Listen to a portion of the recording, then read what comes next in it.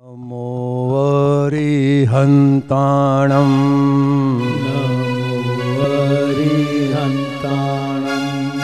नमो सीताणं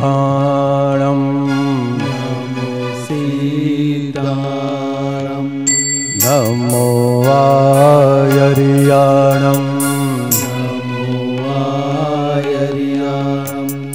नमो वज्रायाणं नमो लोये सौवसाहुणम् नमो लोये सौवसाहुणम् ऐसो पञ्चनमुक्कारो ऐसो पञ्चनमुक्कारो सौवपावपणासनो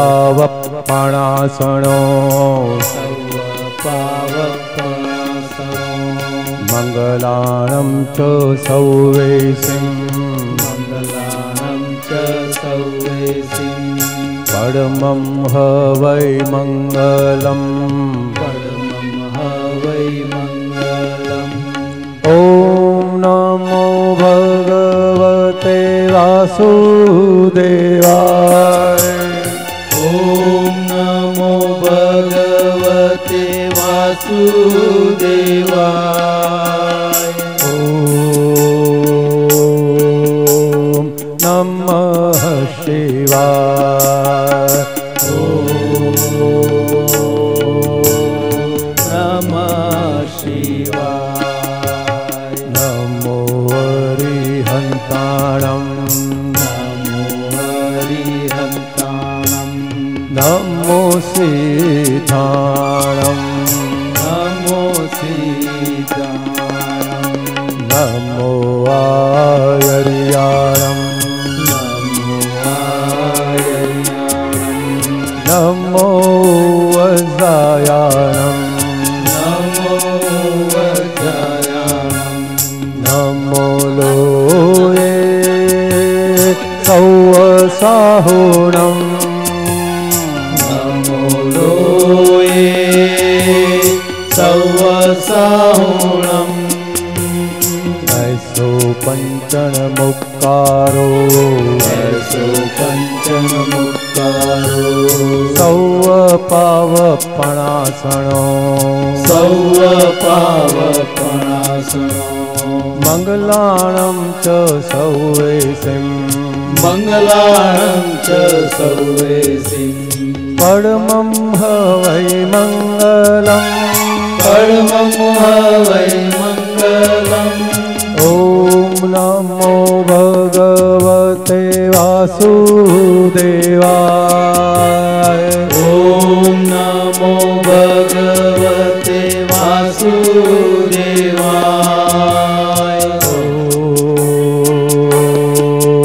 ॐ नमः शिवाय ॐ नमः शिवाय जय सच्चिदानंद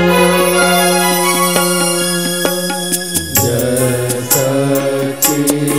सच्चिदानंद આપણે શતાબ્દી નિમિત્તે ભેગા થયા છીએ દાદા ભગવાન, પણ અત્યારે આપણે વ્યવહારથી આ જન્મોત્સવ ઉજવી રહ્યા છીએ, પણ નિશ્ચયથી તો આત્માનો ઉત્સવ છે આ. બર્થરી બર્થ દ્રવ્યોત્સવ, બર્થરી બર્થ द्रव्योत्सव निश्चयथी आत्मोत्सव, निश्चयति आत्मोत्सव बर्थरी बर्थ द्रव्योत्सव, द्रव्योत्सव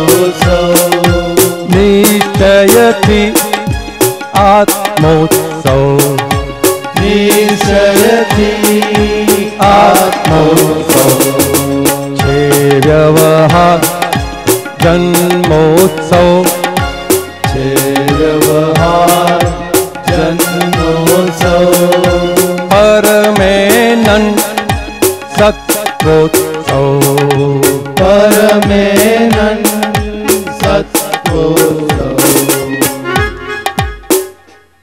પાંચ તત્વોનું સંમેલન એ બધા તો અવસ્થા છે, પણ એની અંદર સત એ સ્વરૂપ પરમેનન્ટ છે, એનો આપણે ઉજવણી કરીએ છીએ.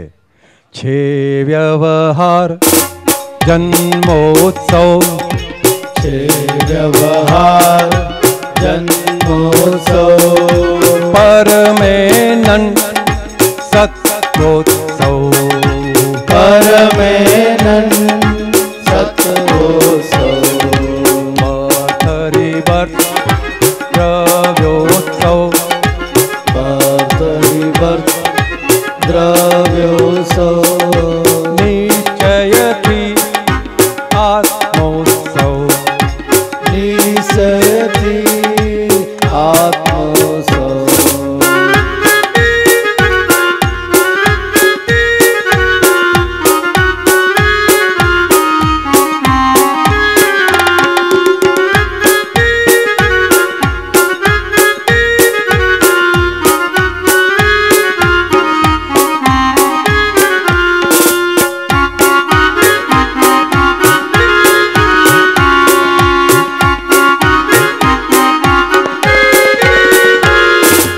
અંદર છે ભગવાન ભાર વ્યવસ્થિત અંદર છે ભગવાન બાર વ્યવસ્થિત સ્વરૂપમ સ્થિરતા જ્ઞાન દ્વંદ્વાતીત સ્વરૂપમ સ્થિરતા જ્ઞાન દ્વંદ્વાતીત.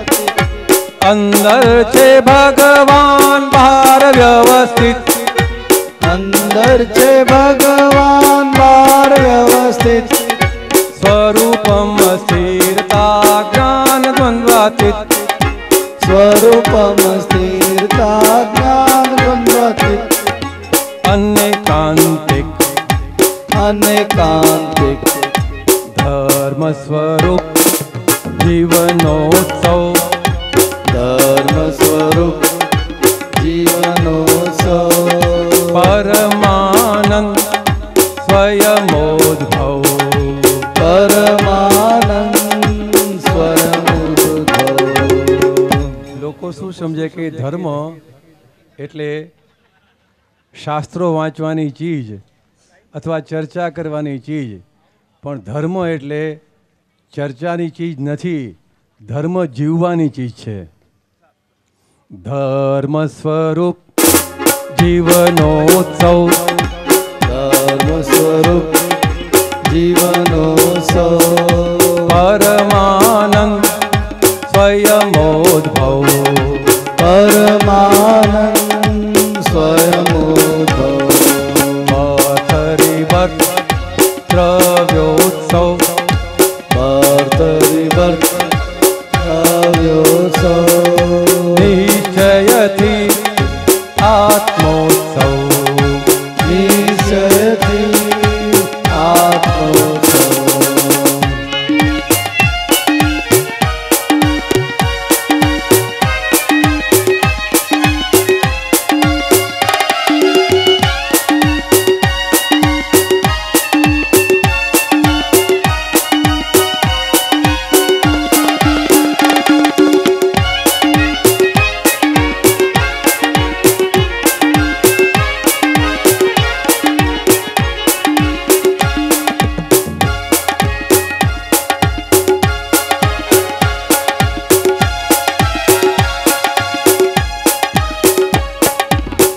નનકડી કાયામાં બ્રહ્માંડી વિસ્તાર નન્નકડી કાયામાં બ્રહ્માંડી વિસ્તાર પરમાણુની પ્રમાયામાં મસમોટો વિસ્તાર પરમાણુની તારામાં પસમોટો વ્યવહાર નનકડી કાયામાં બ્રહ્માંડી વિસ્તાર નન્નકડી કાયામાં બ્રહ્માંડી વિસ્તાર પરમાણુની પ્રમાયામાં મસમોટો વિસ્તાર પરમાણુની પ્રમાયામાં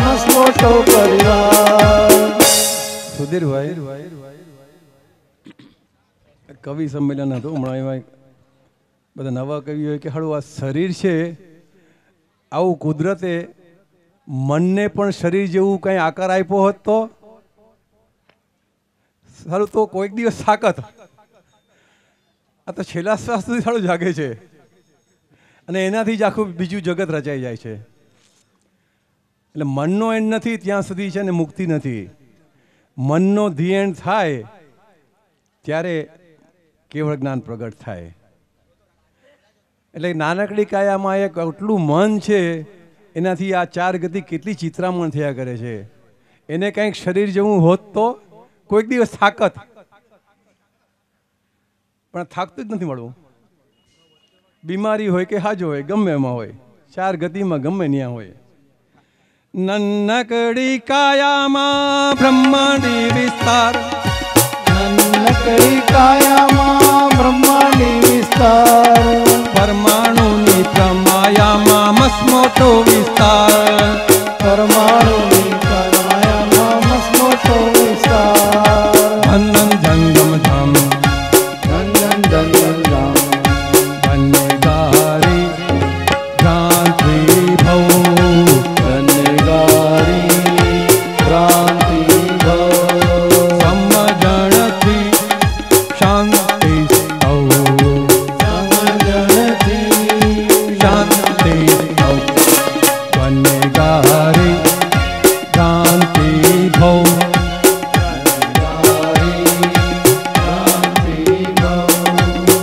આપણે અત્યારે જે નિકાલ થઈ રહ્યો છે આ ગુનેગારી નથી પણ ગનેગારી છે. ઓલા ક્યાંક વાત થાય તો કે ભાઈ મારી શું ગનેગારી, આમાં કંઈ લાગતું વળગતું ન હોય છતાં એને માટે ગનેગારી વપરાય છે. અને ક્રિમિનલ કે એવો કંઈ ગુનો હોય તો એને ગુનેગારી કહેવાય. ગનેગારી ભ્રાંતિ ભવ,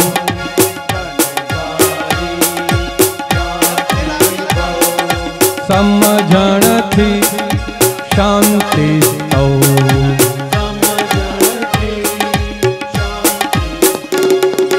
બતરી બત દ્રવ્યોત્સવ,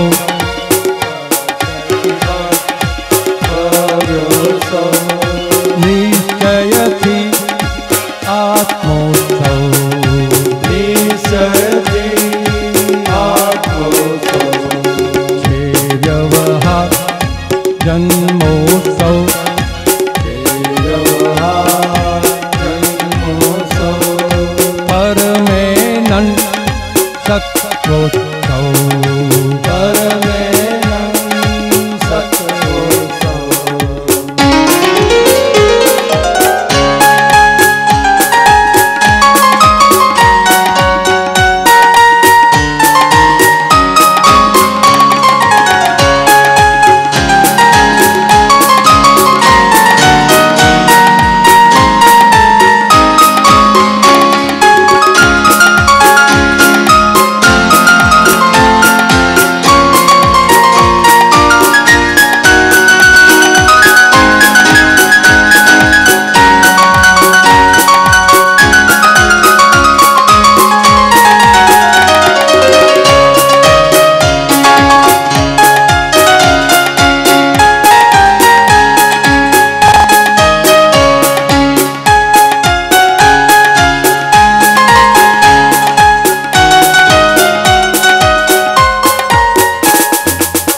કર્મી ઊંઘે ત્યાં કુદરત પૂદગલ ક્રિયાવાન,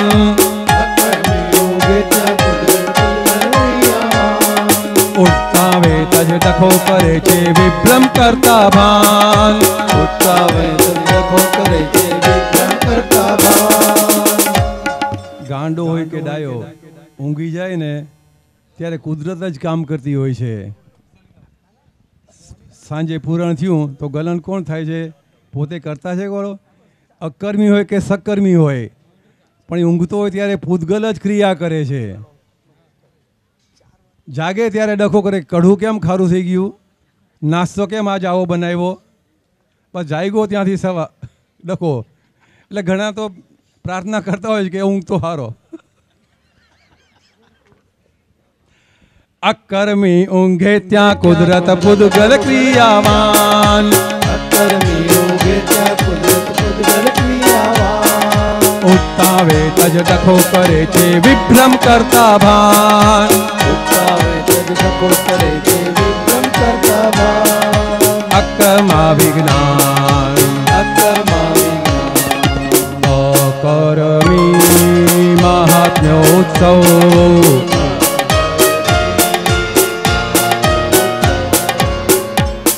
પેલી લાઈનમાં અકર્મી રહ્યું એટલે કે ડખો કરનારો ઈ અકર્મી અને અહીંયા જે અકર્મી આવ્યું એ મહાત્માઓ માટે છે કે કર્મ ક્રિયા કરતા છતાં એને કર્મ ચોંટતું નથી એવા અકર્મી અકર્મી મહાત્મ્યોત્સવ અકર્મી મહાત્મ્યોત્સવ દાદા ભગવાન વિજ્ઞાનિકોત્સવ દાદા ભગવાન વિજ્ઞાનિકોત્સવ અકર્મી મહાત્મ્યોત્સવ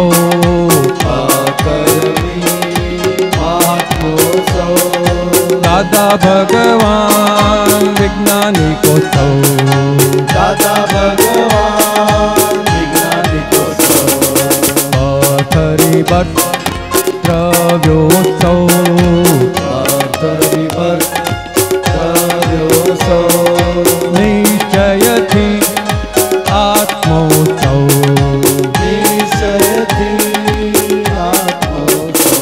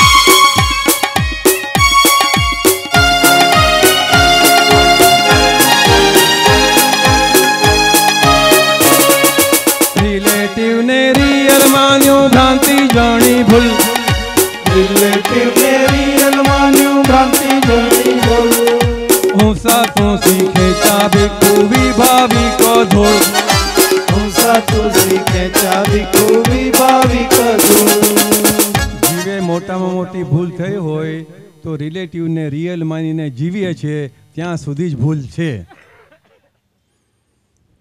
જો આમાં લાઇન ઓફ ડિમાર્કેશન આ રિલેટિવ છે ને આ રિયલ છે આ બે જ દ્રષ્ટિએ આવી જાય તો એક ભાવમાં મોક્ષ થઈ જાય. પણ બહુ ડિફિકલ્ટ છે. ખીચડી કરતાં સહેલું છે પણ વર્તનમાં અતિ મુશ્કેલ છે. રિલેટિવને રિયલ માન્યું ભ્રાંતિ જાણી ભૂલ રિલેટિવને રિયલ માન્યું ભ્રાંતિ જાણી ભૂલ હું સાતું શીખે ચા ભીખુ વિભાવિકો ધૂળ હું સાતું શીખે ચા ભીખુ વિભાવિકો ધૂળ શંકર કૃષ્ણ રામ શંકર કૃષ્ણ રામ ભોગ ઉપભોગ ગુણાત્મા વૈભવ ગુણાત્મા વૈભવ આવશે જ નહીં ઉદ્ગલ કર્માશવ આવશે નહીં ઉદ્ગલ કર્માશવ ભોગ ઉપભોગ ગુણાત્મા વૈભવ ભોગ ઉપભોગ ગુણાત્મા વૈભવ આવશે જ નહીં ઉદ્ગલ કર્માશવ આવશે નહીં ઉદ્ગલ કર્માશવ છે વ્યવહાર જન્મોત્સવ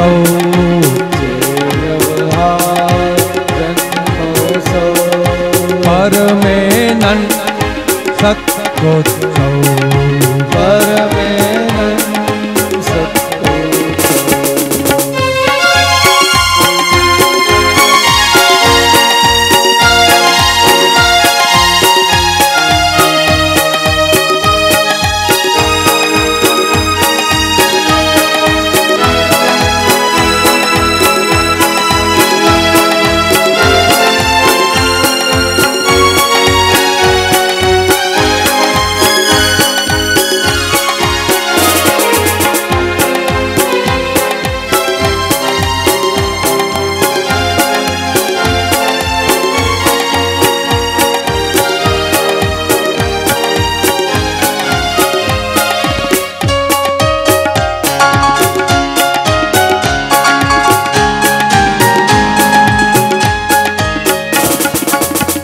सहज एक्शन नो रिएक्शन, सहज एक्शन नो रिएक्शन, कर्म निकाली माँ खप से परफेक्शन, कर्म निकाली माँ खप से परफेक्शन, सहज एक्शन नो रिएक्शन, सहज एक्शन नो रिएक्शन, कर्म निकाली माँ खप से परफेक्शन, कर्म निकाली माँ खप से परफेक्शन, शुद्धम डिरेक्शन, शुद्धम डिरेक्शन, न हो ये बीजो बत शुद्ध पात्रोत्तव, नौ बीजो पर शुद्ध पात्रोत्तव, टंकोत्कीर्ण प्योर छो निर्भेदी लव, टंकोत्कीर्ण प्योर छो निर्भेदी लव,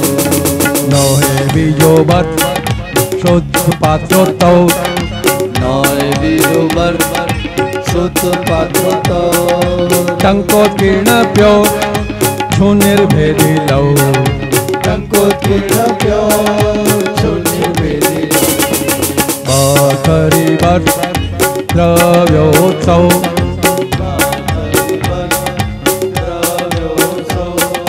निश्चय थी आत्मोत्सव,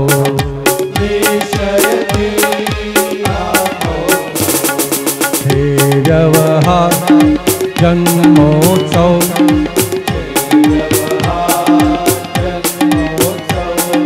परमेनन सत्योत्सव,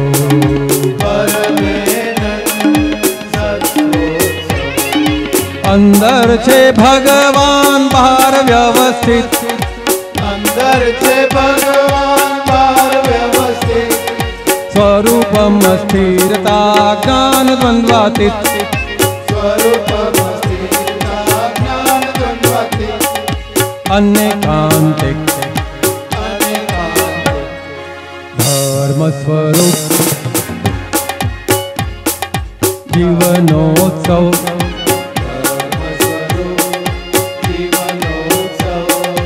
परमानंद स्वयमोद्भव,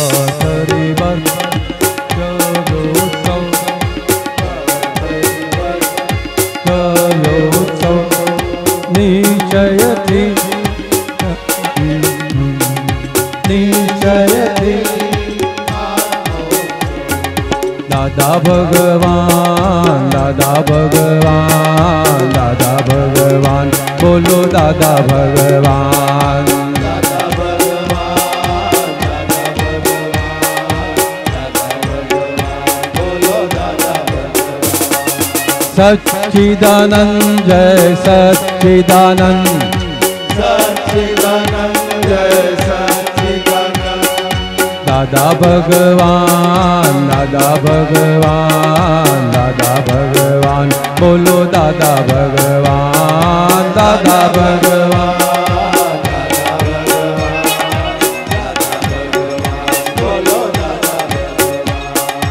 इंद्रियों ने लगाम छोड़ी, मन ना घोड़ा पर बैठा,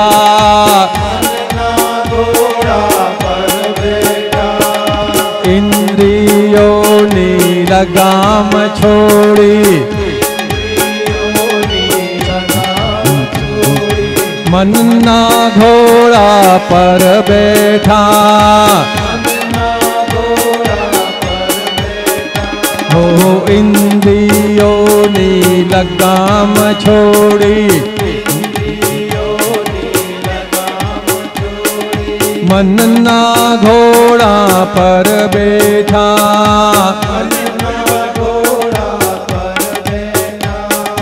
कल की अवतार जय सच्चिदानंद,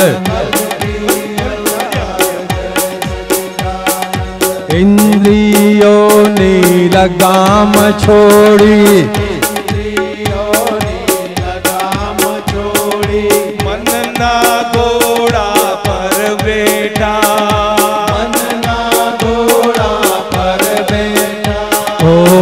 इंद्रियों लगाम छोड़ी, मन ना घोड़ा पर बैठा,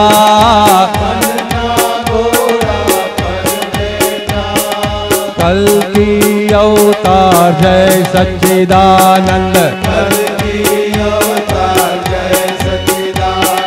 दादा भगवान, दादा भगवान, दादा भगवान, बोलो दादा भगवान, दादा भगवान, दादा भगवान, दादा भगवान, दादा भगवान, दादा भगवान, दादा भगवान, दादा भगवान, बोलो दादा भगवान, दादा भगवान, दादा भगवान, दादा भगवान, दादा भगवान, सच्चिदानंद जय सच्चिदानंद, सच्चिदानंद जय सच्चिदानंद, सच्चिदानंद जय सच्चिदानंद, सच्चिदानंद जय सच्चिदानंद, दादा भगवान, दादा भगवान, दादा भगवान,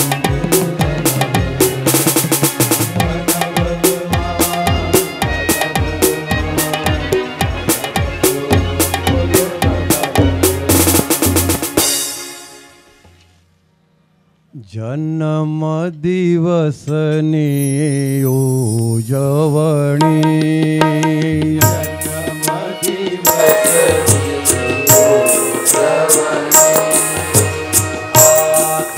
आनंदनी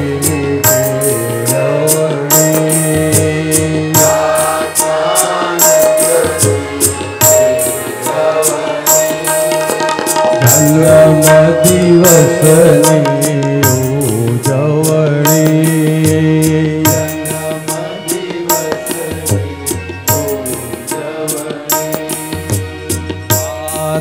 आत्मानंदने के अवणी,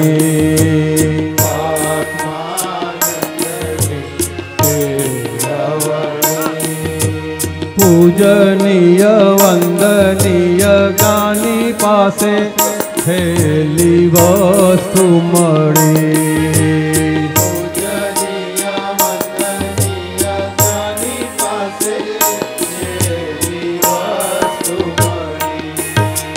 जन्म दिवसनी उजवणी,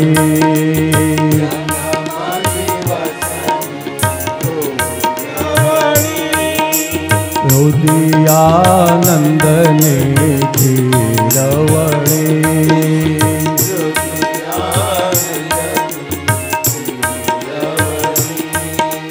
त्रिलोक त्रिलोकी त्रिभुवन मणि,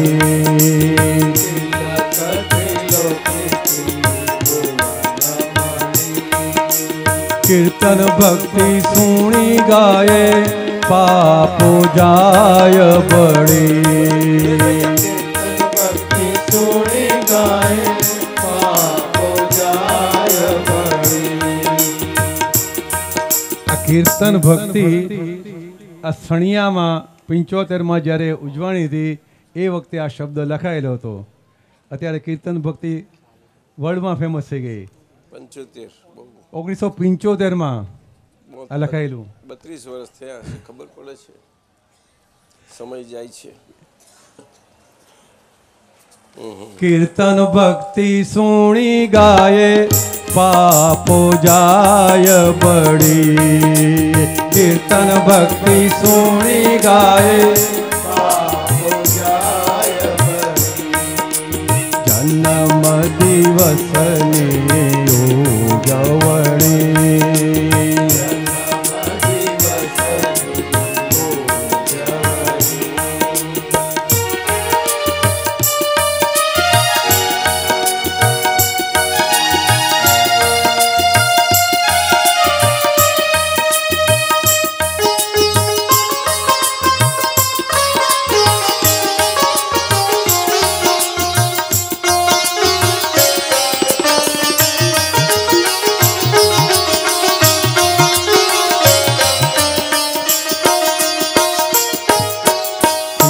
स्तुति तन्मय स्वरमणि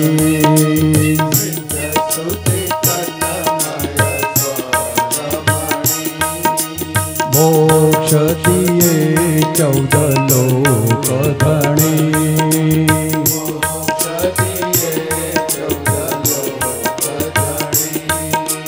10 लाख वर्षे जन्मे छे ते रत्न चिंतामणि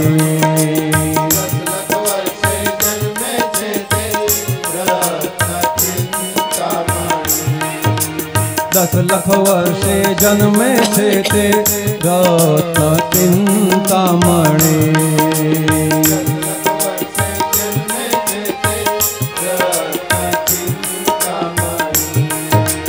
जन्म दिवस ने उजवणी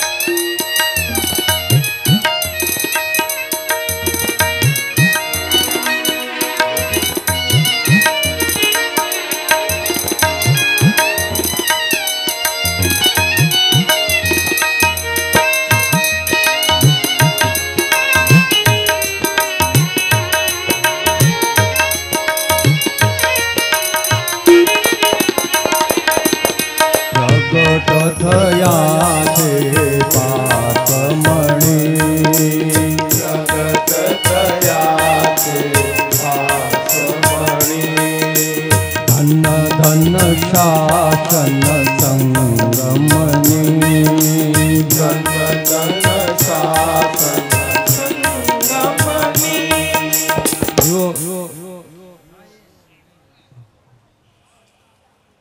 જ્યાં ભૂલ થતી હતી ત્યાં દાદા ભગવાને સુધરાયું બી ખરું છે પાછું.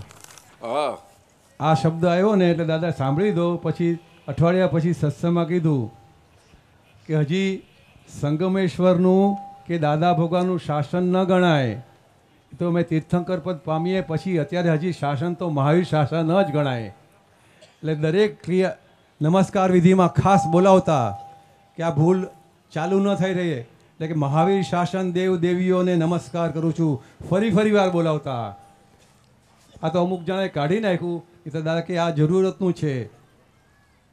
સંગમનું શાસન નથી, શાસન મહાવીરનું જ ગણાય. ધન ધન શાસન સંગમને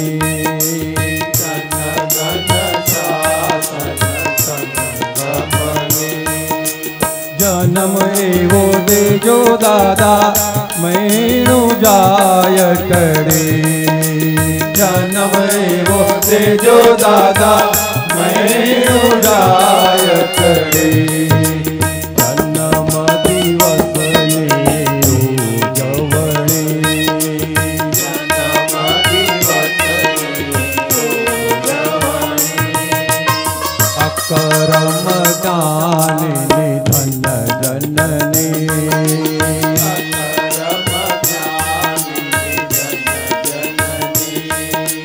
धन धन मूळजी पुत्र रे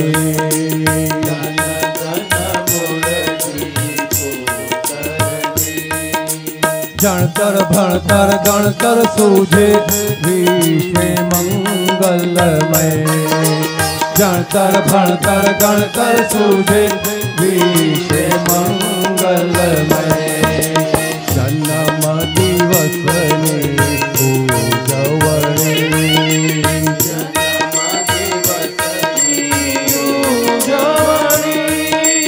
धन धन अम्बे नालाल तणे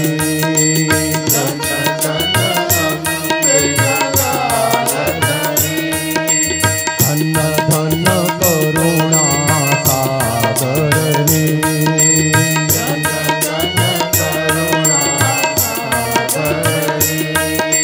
धन धन प्रेमल देह धरे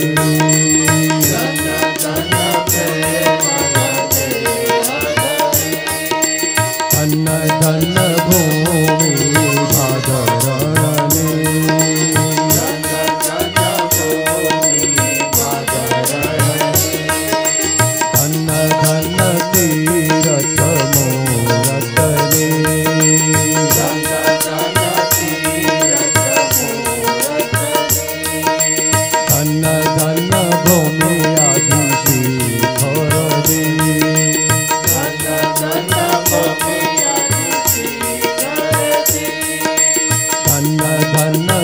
शत्रुंजय गिरिवरदी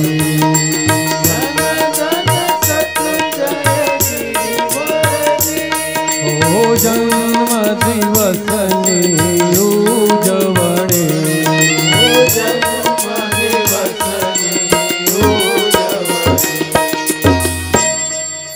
जन्म एवो देजो दादा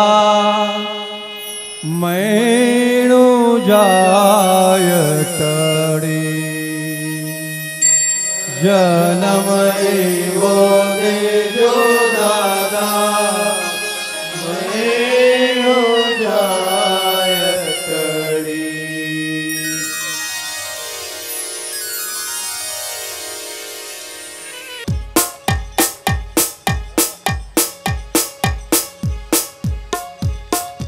जन्म शताब्दी आनंद जन्म शताब्दी आनंद भद्रपुरेश्वर मूळ दादा भद्रपुरेश्वर मूळ दादा जन्म शताब्दी आनंद जन्म शताब्दी आनंद भद्रपुरेश्वर मूळ दादा भद्रपुरेश्वर मूळ दादा आलोके पडघाय रे उजवाय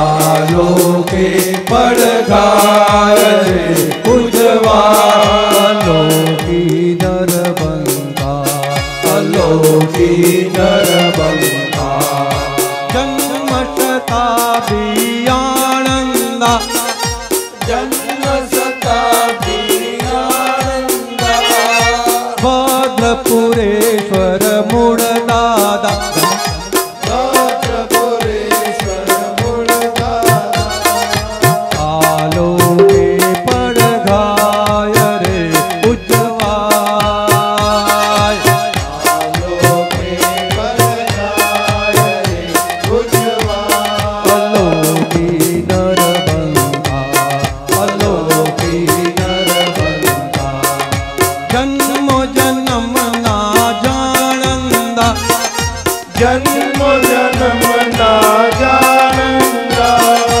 तत्वैवस्था निरखंदा तत्वैव सा निरखंदा जन्म जन्म ना जानंदा जन्म जन्म ना जानंदा तत्वैवस्था निरखंदा तत्वैव सा निरखंदा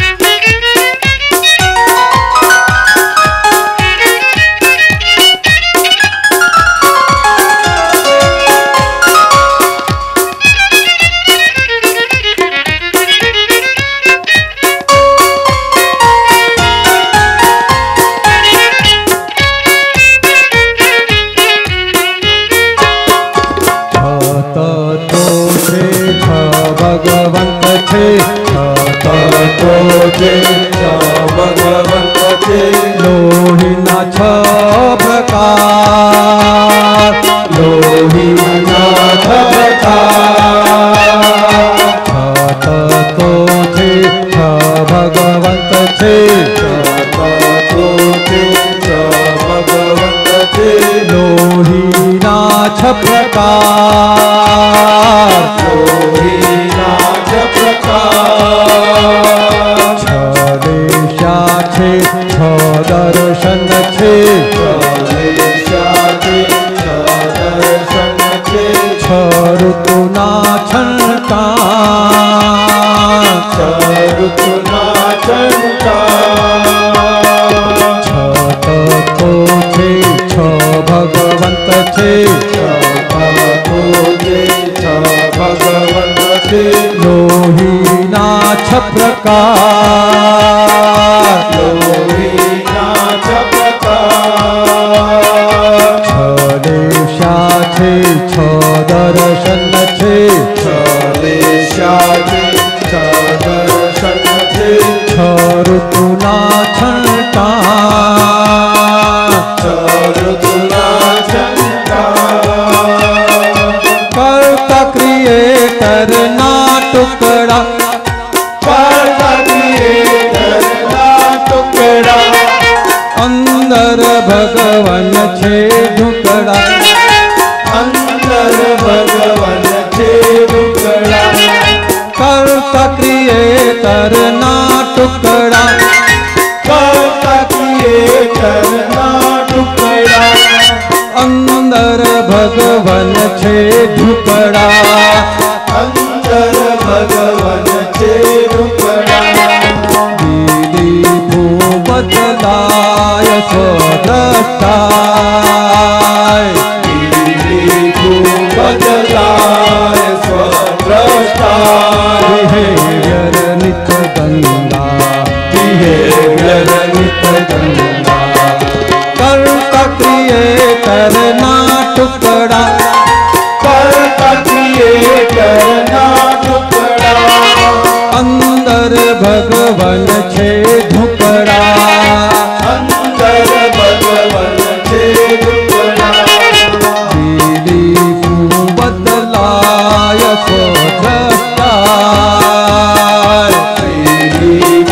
बदलाय स्वद्रष्टा બિહેવિયર નિત્ય ગંગા બિહેવિયર નિત્ય ગંગા ઓ જન્મ શતાબ્દી આનંદા जन्म शताब्दी आनंदा ભદ્રપુરેશ્વર મૂળ દાદા भद्रपुरेश्वर मुरदादा આલોકે પડઘાય રે ઉજવાય आलोके परवाय रे उजवाल અલોકી નરબંકા आलोके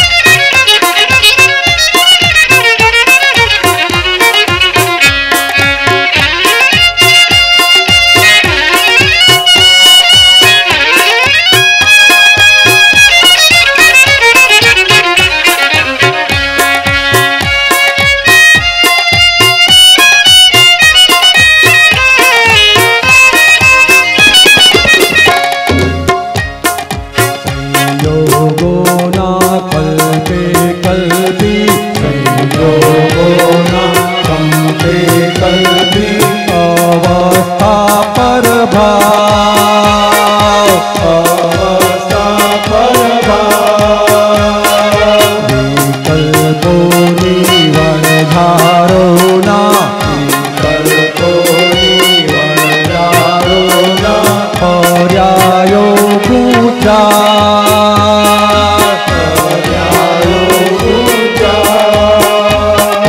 સંયોગોના કલ્પે કલ્પી योगोना कंपे कल्पी અવસ્થા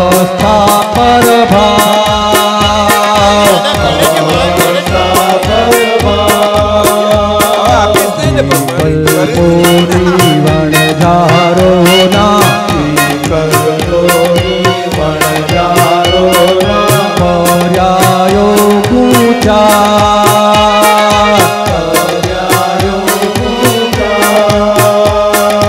આત્મા જાણી માણંદા આત્મા જાણી માણંદા વિકલ્પો જાણ જાણ નિસ્પંદા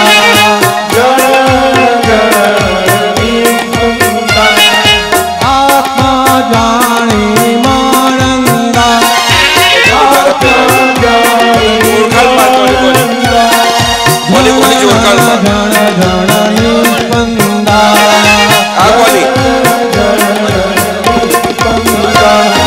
સ્વાનુભૂતિ સન્મોખ યોગ પુરુષ સ્વાનુભૂતિ સન્મુખ યોગ પુરુષ અમર સંગમદા અમર સંગમદા સ્વાનુભૂતિ સન્મુખ યોગ પુરુષ સ્વાનુભૂતિ સન્મુખ યોગ પુરુષ અમર સંગમદા અમર સંગમદા જન્મ શતાબ્દી આણંદા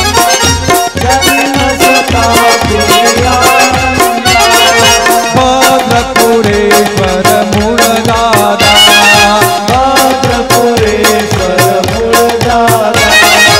આલોકે પડઘાય રે ઉજવાય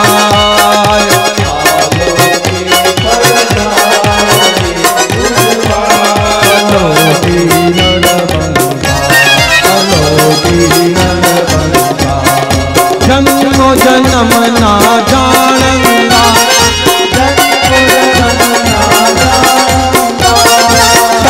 તત્વૈવસ્થા નિરખંદા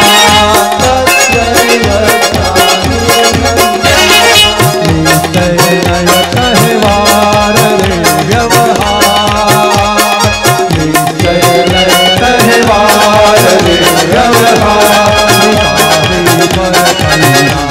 શિકારી પરખંડા શિકારી પરખંડા શિકારી પરખંડા વિહેવ્યર નિત ગંગા વિહેવ્યર નિત ગંગા વિહેવ્યર નિત ગંગા વિહેવ્યર નિત ગંગા અમર સંગમદા અમર સંગમદા અમર સંગમદા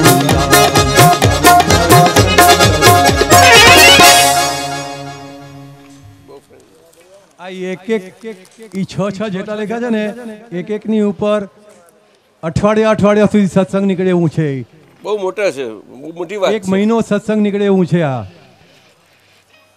અને એની આગળ જે પરખંદા જાણંદા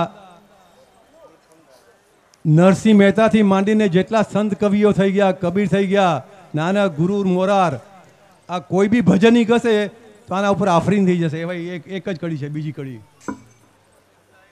આ શબ્દો આપણા સાહિત્યમાં હોય જ નહીં, અસલ પ્રાચીન સાહિત્યમાં મળે તમને. આ એ તમે કોઈ જૂના ભજનિકને પૂછજો.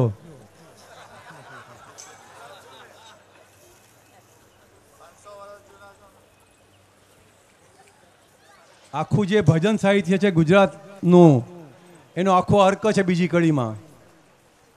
કોઈ ખરેખર પ્રાચીન ભજનકાર હોય તો આખી રાત બોલ્યા કરશે એ 4 શબ્દ ઉપર. આ ખસિયા અશ્વિન ભાવનગરથી પૂછે છે કવિરાજ. આ ભાવનગરમાં આ ખસિયા બધું એ વાસમાં કુટુંબ છે, ત્યાં નિયમિત સત્સંગ કરતા રહે છે ભાવનગરમાં.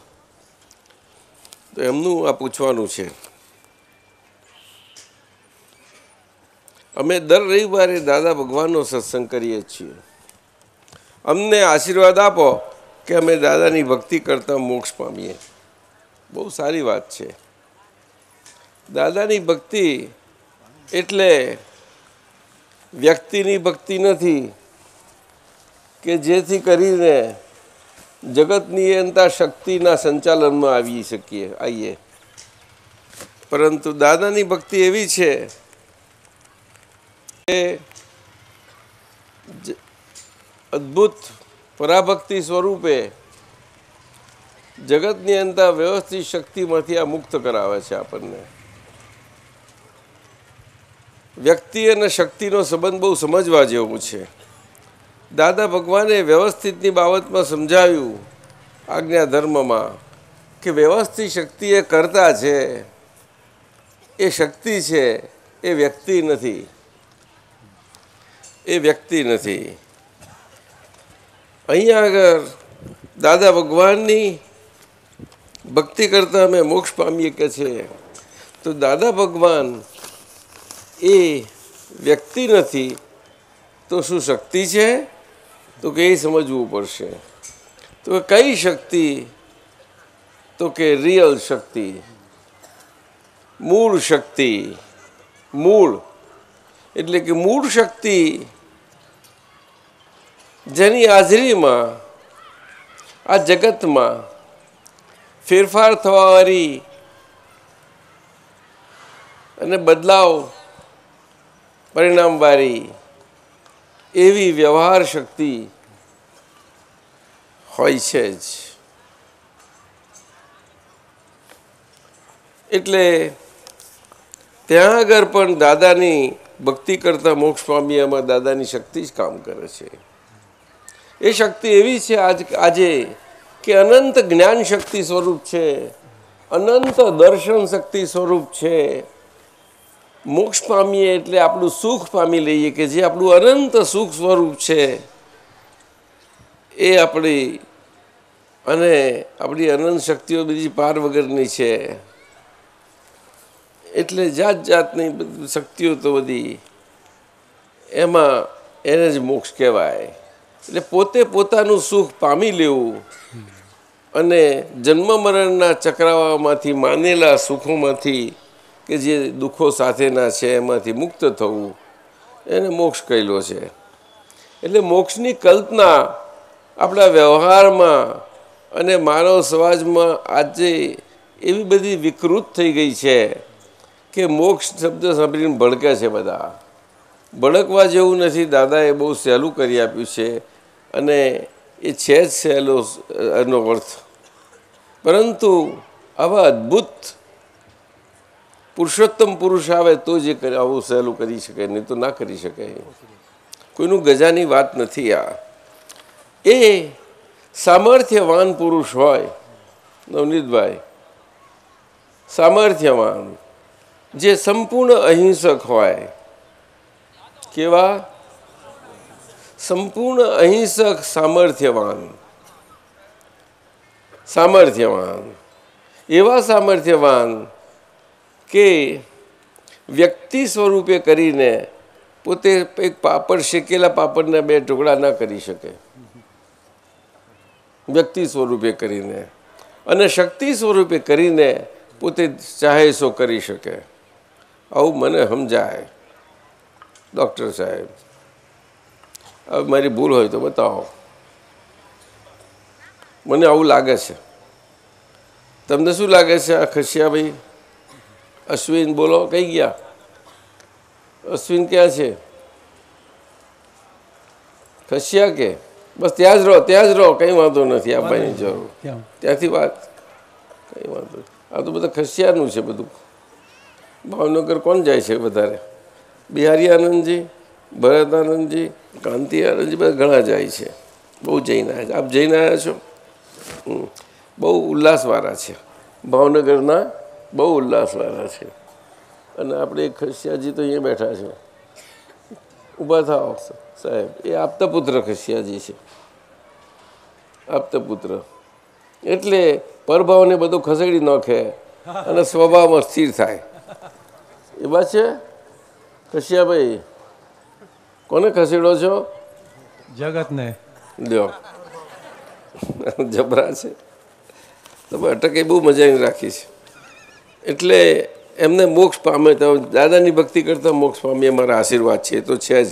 આ કીર્તન ભક્તિ ના કહ્યું, કીર્તન ભક્તિ ગાય અને જે સાંભળે ને ગાય એના પાપો ભસ્મીભૂત થઈ જાય, બધા પાપો ભસ્મીભૂત થઈ જાય એટલે પછી મુક્તિ જ થાય, એ તો કુદરતી જ. હવે બીજો પ્રશ્ન છે એમનો કે માતા પિતાના ઋણમાંથી છૂટવા માટે શું કરવું જોઈએ? તો માતા પિતાના ઋણમાંથી છૂટવા માટે જેમને સમજ છે કે આ માતા પિતાનું ઋણ એટલે કે એમના અંગેની આપણી અદાકારી દેવાની, આપણે જે દેવું છે, જે દેવું આપણા થકી આપણા માતા પિતાને ચૂકવાઈ અને માતા પિતાને હલકા કરી નાખીએ આપણા તરફથી, હલકા. એટલે માતા પિતાને એવું લાગે નહીં કે મારા છોકરા આવા છે તેવા છે, કોઈ દ્વંદ્વમાં ના હોય. એમને દિલથી લાગે કે હા ઠંડક વરે, એમની આંતરડી ઠરે. શું કહ્યું? બસ એ માતા પિતાનું ઋણ. એટલે ઋણ એટલે શું? તો કે ભાર. ભાર એટલે શું? કે દેવાનો ભાર. તે માથે આપણને સામાન્યપણે વ્યવહારમાં સંસારમાં કોઈના પૈસા લીધા હોય તો પાછા આપવા માટે માથે ભાર રહ્યા કરે છે. રે ખરો એટલે ભાઈ? એક આપતા પુત્રો સિવાય આ બધાને રે. આપતા પુત્રો રહે તમને? એટલે તમને કઈ નહીં રહે? પૈસા લીધા હોય તો બહાર રહે ને. તમે કોની પાસેથી લો? તમારા ગુરુજી પાસેથી? ગુરુજી પાસે તો અમારે પેલો ઋણનો ભાર હોય ના, એટલે અમે હિસાબ આપવાનો ને. અમારા ટ્રસ્ટ પાસેથી લે ને. મહેશ આનંદજી ઉદાર છે તો આપી દે છે, માગતા નથી હિસાબ. જો કે પણ અમારા મિનેશ મહેતાજી તો માગે છે. મહેતાજી છે ને પાકા, હિસાબ આપો. હે હે હિસાબ ના અપાય ત્યાં સુધી આપણે આપવાનો હિસાબ તો એટલું તો રહ્યા કરે ને સાહેબ. ચોક્કસ બધું છે. અને છેવટે તો આપણો આ મનનો ભાર બહુ મોટો છે, તેનો હિસાબ આપણે ચૂકવવો પડશે. દાદા ભગવાન ચૂકવાવડાવે છે આપણને. મનના ઘોડા પર અસવાર થઈને આપણને અસવાર કરાવી દીધા કે હવે એને ઉદળું કરીને દોડાવો એને બરોબરનો. શું એને બહુ કશો ગભરાશો નહીં, પણ તમે એને દોડાવતા તમે થાકી ના જાઓ એટલું જોજો. એવું કવિરાજ કહે છે. દાદાજી આપણે બધા આખા રથમાં બેઠેલા છે, 5 ઘોડાઓ. આખો સંઘ પાંચ છે? હા 5. કવિરાજ 5 ઘોડાઓ છે બધા. આખો રથ દાદાજી જાય છે.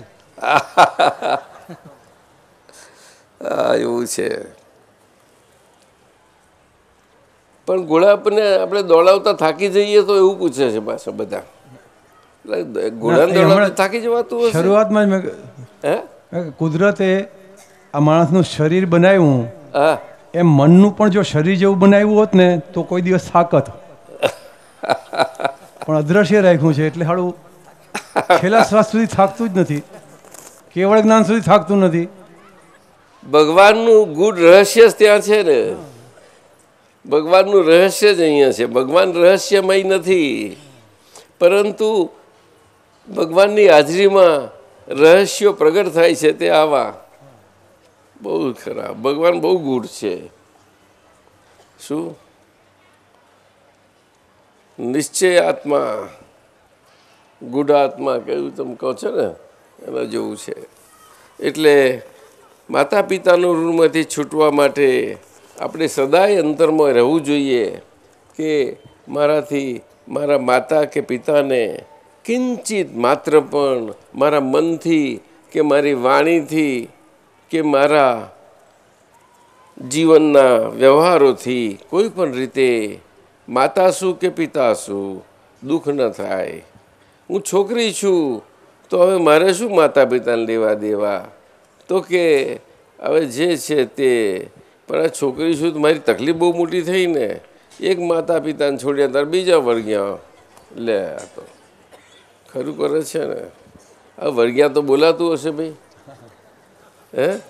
બહુ ડાહી છે બધી, હા, કે મારી સાસુ મારી સાચી માં, મારા સસરાએ મારા સાચા પપ્પા, એટલે મા ને પપ્પા થઈ જાય. પછી પેલા મા ને પપ્પા બહુ જલ્દી યાદ ના આવે, આવે કે કોઈ આ છોકરીઓ ભૂલે એવી નથી, એનું પિયરિયું ભૂલે એવી નથી, બહુ પાકી છે.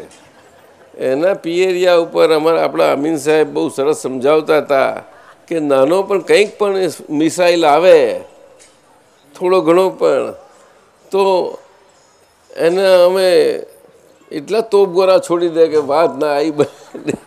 અમીન સાહેબ તો ત્યાં સુધી કે એને પિયરિયાની શેરીના કૂતરાનું પણ જો નામ દીધું તો આવી બન્યું. અમીન સાહેબ તો બહુ જબરા હતા. મારી મારી પિયરની શેરીનું કૂતરા શું સમજો છો તમે? એટલે એમ તો પાછા બહુ પકડી રાખે એવા છે, પણ એ અંદરથી બધું બહાર જણાવવા ના દે કોઈને. હે? અને આ ભાઈઓને તો એક જ મા બાપ, એમને સાસુ સસરા હોય છે પણ નાક ખેંચે છે. સાસુ નાક પકડે, લે આવું કંઈ કરાય? નાક પકડાય? હાચા દીકરા નો. એટલે માતા પિતાનું ઋણ તો બહુ મોટું છે. આપણો ભારતીય સમાજ એટલો સુંદર છે કે આપણા સંબંધોની દુનિયામાં ભાઈ કે શું કે બહેન શું, દરેક પોતાના વ્યવહારમાં બહુ સુંદર રીતે રહે છે. આજે બહાર દેખાય નહીં પણ અંદરમાં છે ને છે જ. આ તો અમે કહીશું જ તમને, અમને તો સ્પષ્ટ દેખાય છે, સ્પષ્ટ દેખાય છે. કવિરાજ હજુ દાદા ભગવાને કહ્યું છે તેમ આ કળિયુગમાં 5મો આરો છે, છતાં પણ 18,000 લગભગ વર્ષ સુધી, જ્યાં સુધી ધર્મનું અનુશાસન છે, શાસન છે, ત્યાં સુધી આ અંદરખાને રહેવાનું છે. પણ ઘસાતું જશે ધીમે ધીમે, એના મૂલ્યોનું ધોવાણ થતું જશે. એટલે એની ઓછપ બધાને વર્તાતી જાય, બધે દેખાય એ પ્રમાણે જીવનમાં બધે આવું છે. એટલે બહુ મોટું છે માતા પિતાની વાત. અને વ્યવહારમાં આપણે માતા પિતા માટે તો કેટલું બધું કહેલું હોય છે, જ્યાં પુષ્કળ કહ્યું હોય છે. બધા શાળાઓમાં, શિક્ષકમાં, બાળપોથીઓમાં બધે કહે છે જ ને, બહુ ઘણું. સંત પુરુષો બહુ કહે છે ને, સંત પુરુષો શું કહે છે. હવે છેલ્લું મોક્ષ વિશે અને ભરત ક્ષત્રિય વિશે માહિતી આપો. તમારે આને જાણીને શું કરવું છે? મોક્ષનું જ તમે જાણી લીધું કશ્યાભાઈ, પણ ભરત ક્ષેત્રનું જાણીને શું કરશો? તમારું નામ ખસ્યા, અશ્વિન ખસ્યા છે, એ ભરત ક્ષેત્ર કહેવાય. તમે સમજ્યા? બોલતા નથી. એટલે ભાઈ બોલને કે એને કહેવડાય ને. અશ્વિન, અશ્વિન નામ છે ને, એને ભરત ક્ષેત્ર કહેવાય. કારણ કે આ ભારતમાં જન્મેલા છો એટલે. શું કહ્યું? ભારતમાં જન્મેલા છો એટલે તમારું આ ભરત ક્ષેત્ર. એવું ભારતમાં જે જન્મેલો હોય બધાને ભરત ક્ષેત્રી બધા કહેવાય. શું કહેવાય? ભરત ક્ષેત્રીય. પણ ભારતનો જન્મેલો અમેરિકા પહોંચી જાય તો પણ એનું ભરત ક્ષેત્રીય એનું ના જાય, એની સિટીઝનશીપ ના જાય ભરત ક્ષેત્રીયની. અમેરિકાની સિટીઝનશીપ વધારાની મળે ખરી એને તેની પગાર લેવો પડે ને એટલા પૂરતો જ. પણ એનું નજર ઘર બાજુ હોય કે અમારું અમે ભરત ક્ષેત્રીય. આવું છે સાહેબ. બધે ગમે તે આખી દુનિયામાં ફરે મૂળિયું જોઈએ. અહીંયા આગળ જન્મેલું મૂળિયું જોઈએ. પછી ગમે તેવી નાત જાત ધર્મ સંપ્રદાય એની બિલીફ ગમે તે છો ને રહી ને, કશો વાંધો નહીં. સરીબેન સમજાય છે? હા. એટલે લો સાહેબ હા. હવે આ આપણા મદુરાઈના સુરેશકુમાર જૈન, એ તામિલનાડુવાળા છે, તે પૂછે છે બહુ સારો સત્સંગ કરે છે કવિરાજ, અને બહુ એનો ઉલ્લાસ છે. આમ તો જૈન છે એટલે હોય જ. અને મદુરાઈમાં સત્સંગમાં બધાને ભેગા કરવામાં એમનો બહુ સારો ફાળો છે. આપણા દિલીપભાઈ જાણે, ખરું ને દિલીપભાઈ? હા, એ સુરેશજી પૂછે છે कि भगवान श्री महावीर स्वामी को केवल ज्ञान होने के बाद प्रथम समोवशरण में देशना दी, लेकिन निष्फल क्यों गई? तो ये उनको समझ चाहिए, ये मुझे समझ में नहीं आता. केवल ज्ञान होने के बाद समोवशरण में देशना होती है, तब कभी निष्फल नहीं होती. ये सिद्धांत होता है, लेकिन हमेशा अपवाद तो बनता ही रहता है. एक काल चक्र का अवसर्पिणी काल बोला जाता है. अवसर्पिणी महीना उनका जो सरकाव है, स्लीपिंग है, वो उल्टा सा है. उल्टा सा महीना जो ज्यादा सुख है वो कम होता जाना. क्या हो गया? संसार का जो ज्यादा सुख है वो कम होते होते जाना. जितना सुख कम हुआ इतना उसका ऑपोजिट दुख अंदर समाविष्ट हो जाएगा. खाली नहीं होता. जितना खाली होता है इतना दूसरा तो भर जाएगा. वो तो नियम है. इस साइंस का, विज्ञान का भी नियम है. तो दोनों पल्ला ठीक रखने से तभी संसार जमता है, नहीं तो संसार नहीं जमेगा. सुख के साथ अगर दुख न होता तो संसार नहीं जमता ठीक. और दुख है इसीलिए हमें मालूम पड़ता है कि सुख है, और सुख की कीमत मालूम पड़ती है कितनी वैल्यूएबल है. सुख वैल्यूएबल है. ठीक है मिनल जी, बिल्कुल ऐसी बात. और सुख है इसीलिए दुख की ऐसी कीमत समझ जावे तो कल्याण हो जावे उसका. लेकिन दादा भगवान ने समझाया कि आज के काल में लोग दुख और दुख की परिभाषा असल में समझ नहीं पाते. इतने धर्म है, संप्रदाय दृष्टि वाले, मान्यता वाले धर्म तो है ही भारत के सनातन धर्म, लेकिन मान्यता के प्रकार की अलगता के कारण वही धर्म अलग अलग प्रकार से बना रहता है. वो बात अलग हो गई, लेकिन सनातनता एक ही है, भारतीयता. भारतीयता सर्वप्रथम हम भारतीय है, उनके पश्चात हम राजस्थानी है या गुजराती है. उत्तम सा समझे कि पहला हम राजस्थानी. हाँ ललित जी, पहला जोधपुरी. सर्वप्रथम हम भारतीय है. एक जेल में गया हुआ दुबे जी, अजित दुबे जी, उन्होंने हमें सिखाया. जयमेशानंद जी के पास पत्र आया तो उससे सीखना मिला हमें कि वो जेल में गया हुआ आजीवन कैदी, उनको इतना मालूम हुआ दादा भगवान की सारी जो अमृत वाणी है वो पढ़ के इतना आनंद हो गया उसको. तो आनंद से इसे बहुत सुख हो गया. जेल का दुख लगा ही नहीं उसको. और दूसरे कैदियों के पास बैठ के चालू कर दिया सत्संग, और चलता ही रहता है. वो भोपाल जेल है, भोपाल सेंट्रल जेल, भोपाल. वहाँ से पत्र आया था, उसके पीछे भी दूसरा पत्र आया था, उसमें उन्होंने लिखता है. तो अभी हमने एक तय किया है कि हमारी जेल को जो इतना अच्छा सर्टिफिकेट ISO 2000 श्रेष्ठ सर्टिफिकेट मिला है, ऐसी हम लोगों ने हम जब पत्र किसी को भी बाहर भेजते हैं तो पत्र के ऊपर हमारे पास छपा हुआ तो होता नहीं, तो कागज़ मिल जाता है. तो उसके पर सर्वप्रथम हमने हमेरा शीर्षक बना दिया है. तो कौन सा शीर्षक? सर्वप्रथम हम भारतीय है, इंटू इन्वर्टेड कॉमर्स. मैंने बोला बड़ा अच्छा सूत्र है ललित जी, बड़ा अच्छा सूत्र है. ये सारे पार्लियामेंट में पहला लगाना चाहिए मेरे ख्याल से। वो जो भोगवटा है उनकी भूल है वो नहीं लगाना, ये लगाओ।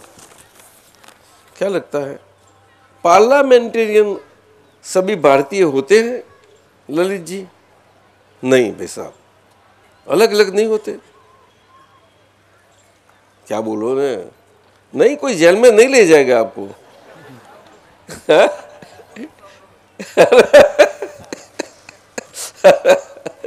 नवनीत भाई साहब, आपको क्या लगता है पार्लियामेंट में नहीं लगाना चाहिए? दरवाजा पर सर्वप्रथम भारतीय है, हिंदू शब्द निकाल दो, भारतीय शब्द लगाओ, उनका हरकत है। कविराज क्या गलत है उसमें? उसके पश्चात हम बंगाली है, हम गुजराती है, हम राजस्थानी है, हम कर्नाटक वाले हैं, हम केरलिस्ट है, सब जगह आंध्रा वाले हैं, सब कुछ ऐसा सरीबन सिखाती है, ऐसे बोलते हैं ना। हाँ, पहले भारतीय है, पीछे सब कुछ। वो कहाँ चला गया? उत्तम शाह है नहीं, वो चला गया। हमारा जो स्टेट के है वो हमारा चला जाएगा, लेकिन ये नहीं है तो उसको पक्का करो नहीं कि भाई व्यवहार दृष्टि से मैं नामधारी हूं, नहीं तो मैं शुद्धात्मा हूं, ये बराबर ठीक नहीं रहेगा आपको। लेकिन आज्ञा धर्म से नक्की करो व्यवहार दृष्टि से अभी हूं। अभी मैं ऐसे कह रहा कि मैं ये नामधारी हूं, नहीं रहा। नामधारी तो मिट गया, उसके कारण उसकी जगह उसको आज्ञा देनी चाहिए, नहीं तो जिएगा कैसा कविराज? तो आज्ञा दी गई कि भाई व्यवहार दृष्टि से अभी तू ये रहा। पहला तो मानता था मैं नामधारी हूं, नहीं, अभी तो निकल गया तो उसकी जगह आ गया व्यवहार दृष्टि वाला। तो निकल गया तो नामधारी काम तो करता है। अभी आपने बताया तो मैं तो व्यवहार दृष्टि से रहता हूं, फिर भी वो नामधारी बीच में आता है, बीच में आता है, और कभी कभी हमें ठोकर लग जाती है उससे। तो उसकी गलती है नामधारी की, कि जिसको ठोकर लगी उसकी, वो व्यवहार दृष्टि वाले की गलती है। ऐसे हमें डॉक्टर साहब समझाते हैं। समझ रहा हूँ। समझो इसी में આજે પેલું પ્રશ્નમાં દેશના નિષ્ફળ ગઈ ને સફળ ગઈ શેને કહે છે શાસ્ત્રોમાં? यही बात है, ये काल की बात करते थे। ये अवसर्पिणी काल जो है वो सुख कम होने वाला काल है, और जितना सुख कम हुआ उतने दुख की वृद्धि होती है।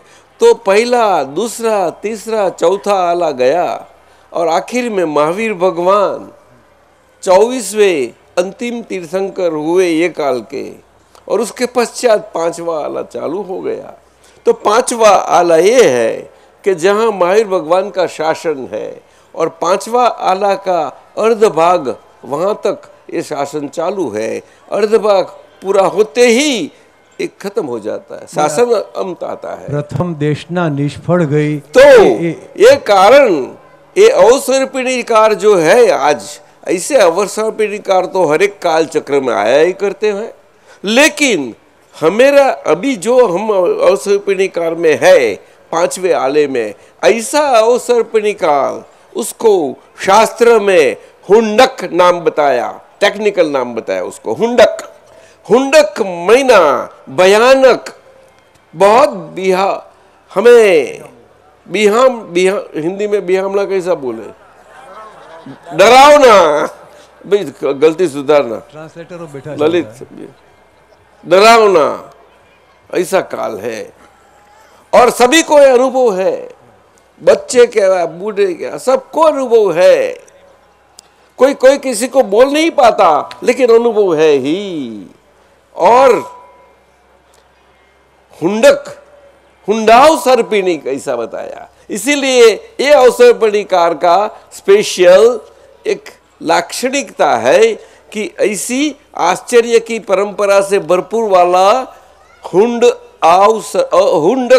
अवसर्पिणी, तो उसका कंपाउंड हो गया हुंडाव सर्पिणी। कौन सा? दूसरे शब्द में बताया दीट आश्चर्यकार, दीट महीना हो क्या हो डर से, भीति से, भय से मारे, ये हो जाएगा, क्या होगा, ये आइटम बम गिर गया, अरे क्या हो गया, कितने लोग मरते हैं। दीट आश्चर्यकार, आश्चर्य कैसे कि आश्चर्य होते हैं और आश्चर्य के ऊपर बिल्कुल स्तंभित हो जाते हैं। स्तंभित महीना मालूम नहीं, उसी समय इतनी शरीर की कमजोरी हो जाती है, तब उस शरीर के अंदर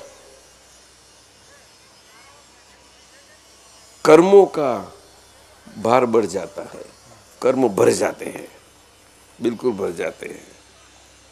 ऐसी बात है, ये अवसर्पिणीकार है। इसीलिए ये काल में 24वें तीर्थंकर माहिर भगवान हुए, चौथे आर्य के, और जब उनको केवल ज्ञान हुआ तो केवल ज्ञान के पश्चात जब वैभाव गिरी पर उनकी प्रथम देशना हुई, देवलोकों ने समवस्त्रन रचा, उसका ये सिद्धांत है और नियम है। तीर्थंकर भगवान किसको बोलते हैं कि जो तीर्थ करने वाले हैं, जिनकी प्रेजेंस एग्जिस्टेंशियल शरीर के साथ जहां भी है वो तीर्थ, सब जगह तीर्थ, वातावरण सब कुछ तीर्थ बन जाता है।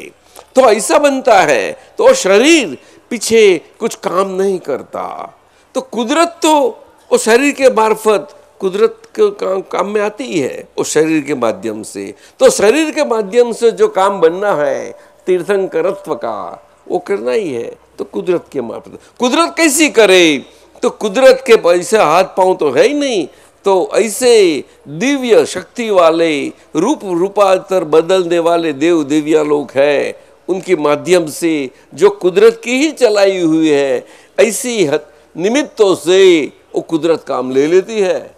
और कौन ऐसे निमित्त कौन से, तो जो निमित्त महावीर भगवान के और ऋणानुबंध वाले हैं, वैसे तो सभी देवलोक है। तीर्थंकर भगवान थे कि इससे ऋणानुबंध ऐसा नहीं, तो सब खलास हो जाता है, नहीं तो केवल ज्ञान नहीं होता। सभी ऋणानुबंध अंत आता है, तभी केवल ज्ञान होता है। क्या बताया? हाँ, शरीर में आप आत्मा का प्रकाश केवल स्वरूप व्यक्त हो जाता है और शरीर में रह जाता है। अगर तीर्थंकर नामकरण वाला शरीर न हो तो केवली का शरीर है, इतना ही है कि भाई मैं सुख पाया, बस खत्म हो गई, मोक्ष, बस दूसरा कुछ नहीं, मैं मेरी जानू बस, और कुछ नहीं, दूसरी झंझट में कहाँ पड़ना, केवली होता है। फिर भी उसमें एक दो नज़दीकी उसके इसके ऋणानुबंध होता है तो उनका निमित्त बन भी जाते हैं, तो उनके लिए ज्ञान के लिए, उसकी दृष्टि करुणा कृपा के लिए निमित्त बनते हैं, जरूर बनते हैं, लेकिन मर्यादा में, सीमा में। और तीर्थंकरत्व प्राप्त हुआ ऐसा देह, उसकी बहुत बड़ी सीमा है, बहुत बड़ी बहुत। और शरीर ऐसा है कि शरीर में इतनी शक्तियां खुली हो जाती है कुदरती स्वरूप से, ये शरीर का स्वभाव है, शरीर का स्वभाव। तो भाव का कर्म ऐसा पूरा जाए जो केवल पॉजिटिविटी वाला हो और दूसरों के लिए वाला हो, तो ऐसी बन जाती है। केवल दूसरों के लिए, हाँ, खुद के लिए एक पर नहीं। क्या बताया? एक पर नहीं, नहीं, मेरा सुख के लिए कुछ नहीं, दूसरों का सुख के लिए, तब बन जाता है। वो बोलते हैं ना, हम जगत कल्याण की भावना करते हैं, ऐसी बात है। और ये अंदर उसको शब्द से बोलने की जरूरत नहीं है, ये ऐसा उसको भाव बोलते हैं, ऐसा भाव हुआ ही करता है। जैसा फाउंटेन से पानी का, क्या फुवारा हिंदी में क्या बोले, फवारा उठता है, ऐसा सतत चालू ही रहता है, और वही अंदर वो जाता है, पाछा वापस आता है, अनएंडिंग। बोलो, अनइंटरप्टेड। कैसा? और ऐसे में वो देह जो देह में है ऐसी देह की अंत आती है। परीक्षा इजी है कि नहीं? टेस्ट परीक्षा देने से थोड़ी दी जाती है दादाजी। हो जाती है। तो भाव की बात ऐसी हो गई। भाव पूछ के किए नहीं जाते, पूछ के नहीं किए जाते। वो तो कुदरत है, कुदरत से कविराज बन जाते हैं। कविराज को कैसे भाव होते हैं? उनको खुद के नहीं पड़ी, दूसरों की पड़ी है। कैसे? योगेश आनंद जी हम जानते हैं उनको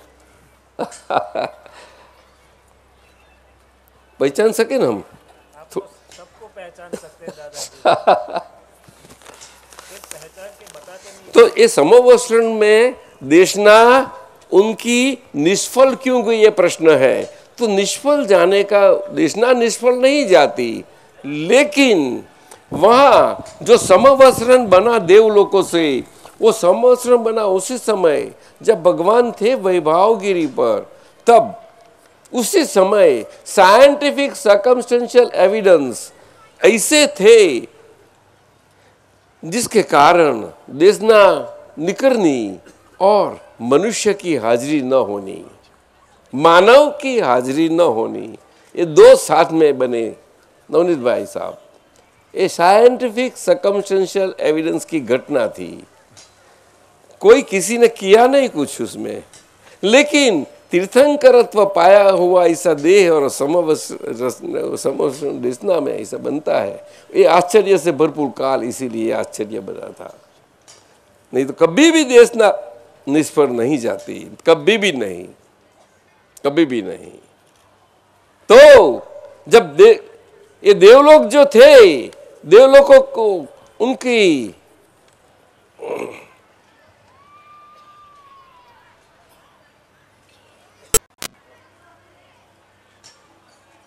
कौन सा ज्ञान? अवधि ज्ञान में मालूम पड़ जाता है इंद्र राजा को, सबके ऊपरी को, कि मुख्य, अरे ये भगवान की देशना और कोई है ही नहीं क्या कुछ। वो समझ गए कि कौन सा साइंटिफिक एविडेंस सर्कमस्टेंशियल कम पड़ता है, तो मनुष्य की हाजिरी। कौन सा, कैसा मनुष्य? भगवान को तो कुछ करना ही नहीं है। ऐसा मनुष्य जिसको देशना झीले, और वो झीलने के बाद उनके माध्यम से भगवान के देशना दूसरे को लाभान्वित हो, सब लोग हो जावे। भगवान को कुछ किसी को लाभान्वित करने नहीं जाते नवनीत भाई, खुद नहीं जाते, वो माध्यम से जाते हैं। दादा भगवान ने एक क्रिया खुद नहीं की, कविराज महात्माओं से करवाई, जस महात्माओं को दिया, और महात्माओं ने दादा भगवान को जस दिया। चली गाड़ी चली चली रे चली है मेरी गाड़ी है, वो तो है ना दोनों ये क्रिया नहीं की। ऐसी महावीर भगवान थे, तीर्थंकर भगवान क्रिया वाला देह नहीं होता। वो अजित ललित जी क्रिया वाला देह नहीं होता, फिर भी शरीर इतनी क्षमता वाला होता है, तो क्रिया ये तो 100 फुल्ली एफिशिएंट, 100% एफिशिएंट बनी जाती है, मन वाणी और काया से। अद्भुत अद्भुत बहु बने। गौतम स्वामी जो थे, महावीर भगवान की ऐसी ही सभा थी, और गौतम स्वामी नजीक में ही उनकी भी सभा। अपना प्रश्न रखते हैं, शंका रखते हैं कि मेरा प्रश्न है, शंका है, और मेरे गुरुजी है, वो तो मुख है, सब कुछ है, फिर भी बोलते ही नहीं। तो मुझे मेरा प्रश्न का निराकरण कैसा होए? आप दो, आप सर्वसमर्थ हो। तो खुश हो गया कि सर्वसम्मत बताया है, भारत का सर्वसमर्थ थे वो। गौतम स्वामी वेदांत के जानकार, और भारत में सर्वश्रेष्ठ थे उसी समय। 3 भाइयों थे, उसमें से सब बड़े भाई।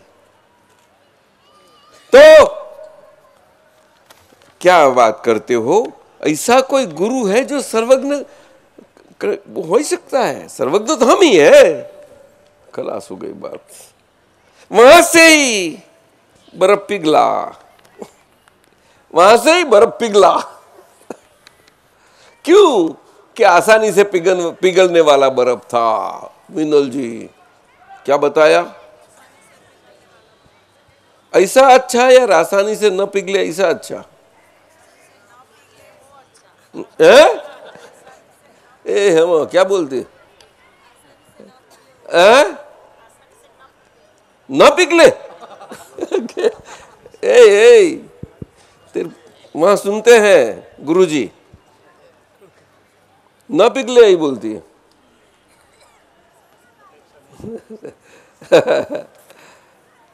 बिल्कुल पिघल गया गौतम स्वामी, तभी नहीं पिघला, लेकिन चाहने लगे चलो मैं आता हूं, कौन देखूं तो कौन गुरु। देखिए जाए कौन होगा, कैसा होगा, क्या है, अच्छा देखो तो सही, मैं प्रश्न करूं मालूम पड़ जाएगा। 1 ही 2 प्रश्न में तो महत हो जाएंगे। समर्थ थे न सभी वेदों के जानकार और डाइजेस्ट किए हुए ऐसे थे, वैसे जैसे वैसे नहीं कविराज। उनकी 5 इंद्रियां इतनी सतेज थी, बिल्कुल सतेज, वेरी एफिशिएंट। ऐसे साधु तीर्थंकर के पास, तभी तो अच्छा माध्यम बन सकते हैं। और वहां जितेंद्रिय जिनपन ऐसे एफिशिएंट इंद्रिय वालों को मिला तो काम बन गया। तो वो इंद्रियां तो बहुत लोगों को काम में हो जाएगी। इंद्रिय के माध्यम से सबको आशीर्वाद दे के सबका कल्याण होगा, कोई देवगति होगा, गई का मोक्ष होगा, सब कुछ हो सकता है। बोलो 5 परमेष्टि पदों में कुछ भी बन सकता है। 5 परमेष्टि पद जो परम इष्ट पद है, क्या बताया? परम इष्ट, परम एष्टि, परम इष्ट पद, उसमें कैसा। तो जाते जाते जाते हैं और भगवान को मालूम है कि आने वाले एक मनुष्य कृति है और एक देव की वैकृत कृति है। और कौन से देव? तो राजा स्वरूप भगवान तो जानते हैं, तो लेकिन केवल जानते हैं। वो क्या करते हैं? बोलो, केवल जानना महीना, बोलो, उनसे अतिरिक्त कुछ न जानना।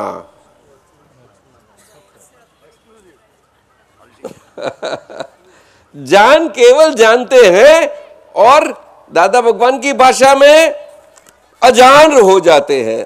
वो हो जाता नहीं, उसको रहा करते हैं अजान, उसको रहना ही नहीं पड़ता, केवल है ना वो। तो दादा भगवान को 4 डिग्री कम है, इसीलिए बोलते हैं कि जानते हुए भी हम अजान है। हमारा जानी स्वभाव में ऐसी कोई जो जानी जाए, ऐसी ज्ञेय है जो नहीं जानी जाती। क्यों? कि हमारी सभी ज्ञेय अवस्था मन की हमने अच्छी ढंग से जान ली है। पहली तो देखी तभी तो जानी गई, बिना देखे कैसा जाने। मन की अवस्था और सभी पीछे, ऐसी बात है। बुद्धि चित्त वगैरह है, लेकिन वहां सूक्ष्मतम उसमें 4 डिग्री है बाकी। लेकिन हमें बदी इतनी सारी डिटेल में समझनी कोई ज़रूर नहीं दादा भगवान के बारे में। कहीं हम मिस्टेक कर बैठे कि ऐसा मत करो। क्यों? कि एक काल के दादा भगवान हमारे लिए ये अरहत पद प्राप्त किए हुए, ऐसे साक्षात देह के साथ वाले परमात्मा, ये परमात्मा प्रकाश है। आज ताजे है, माहिर भगवान का वीर शासन है, वही वीर शासन उनके शासनाधिकारी होना ही चाहिए। शासन केवल होगा तो शासन काम कैसा करेगा? शासन कब बनता है? निर्वाण के बाद ही साहब। बिना निर्वाण कभी भी शासन अस्तित्व में न आता। और जब शासन अस्तित्व में आता है तो शासन की रक्षा के लिए कौन होते हैं? तो उनकी शासन देव देवियां। तो देव देवियां होती है, लेकिन मनुष्य का क्या? ये बात बनी। तो मनुष्य के अंदर गणधर निमित्त होने ही तो उनके माध्यम से ये शासन सभी के कल्याण के लिए, वही तीर्थंकर जो भी है उनसे सभी को लाभ मिल जाता है। वैसा तो तीर्थंकर भगवान का देह काम करता है, लेकिन माध्यम से। क्यों? क्यों देह खुद ही एब्सोल्यूट इंस्ट्रूमेंट बन गया। क्या बना? Absolute instrument. इंस्ट्रूमेंट निमित्त होना और केवल निमित्त, बहुत फर्क है, बहुत फर्क है। सजीवन मूर्ति उनका बहुत नजीक का पर्याय है, केवल मूर्ति का इतने बड़ा है। लेकिन एक काल में कृपालुदेव ने इतना अच्छा प्रयोग से बताया, सजीवन मूर्ति बहुत बड़ा, सजीवन मूर्ति बहुत बड़ा बताया। ऐसे सजीवन मूर्ति अक्रम आश्चर्य के स्वरूप से, दादा भगवान स्वरूप से प्रकट हुई मूर्ति में। दादा भगवान प्रकट हो गए, परमात्मा तो ये मूर्ति में प्रकट हो गए अमूर्त। ये बड़ी आश्चर्य बनी, ये बननी मुश्किल है। तो ये आश्चर्य काल में ये आश्चर्य घटना बनी, जिस आश्चर्य के कारण माहिर भगवान का वीर शासन वो उनके अधिकार स्वरूप से शासनाधिकारी, ऐसे गच्छ के शासनाधिकारी नहीं होते, लेकिन वो व्यवहार से उनको पदवी दान दिया जाता है। वो तो पदवी तो होनी ना, नहीं तो व्यवहार शोभा नहीं देगा। बोलते हैं ना गच्छाधिपति, खच्च शासनाधिपति वगैरह बोलते नहीं ना, सब है कि नहीं? ऐसा हमने सुना है। जयंती भाई साहब बोलो ना। मुझे तो ज्ञान नहीं है कविराज। शासनाधिपति और शासन अधिकारी कई मैंने पढ़ा है, कई जगह पढ़ा है। अधिकारी बोले छे। अच्छा, अधिकारी बोले छे, ये तो है ना शासनाधिकारी, એટલે શાસન અને अधिकार समझो। ये व्यवहार में होना निश्चय है, इसलिए व्यवहार होना ही। व्यवहार कुछ हवा में से नहीं आता, निश्चय उसकी हाजिरी होती है, तभी ये व्यवहार बनता है, व्यवहार होता है। नहीं तो व्यवहार होता ही नहीं। अगर व्यवहार नहीं होता पीछे क्या है? वो तो सिद्धत्व है। नंदी भाई साहब, सिद्धत्व है। सबको मजा है सिद्धत्व की तो, ओ लेकिन कैसी कितनी कल्पना करो, वो सिद्धत्व नहीं समझ पाएंगे, नहीं समझ पाएंगे। परम ज्योति स्वरूप मैं सिद्ध भगवान हूं बोल तो लेते हैं, लेकिन किस ढंग से सिद्ध भगवान का सिद्धत्व है? वो तो बीज स्वरूप आया ना, सिद्धत्व का योग मिला और शुरुआत हो गई तो प्रोसेस में आ गए। सिद्धत्व खुला होता जाता है, लेकिन समय की मर्यादा तो है ही बस।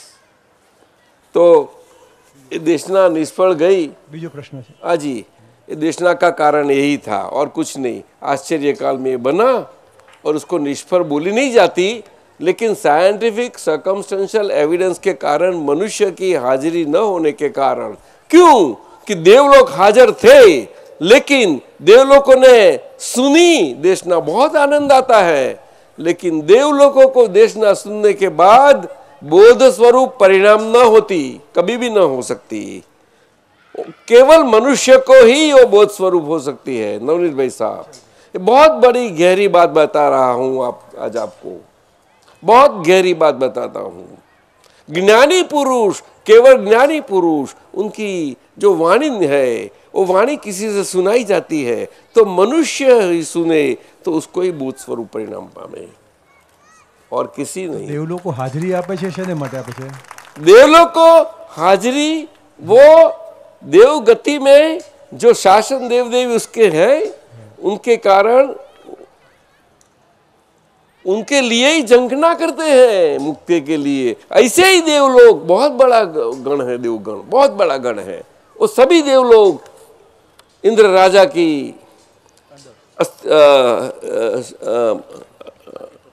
सरदारी में सब आते हैं और कहीं कहीं कई लोग हैं देव देविया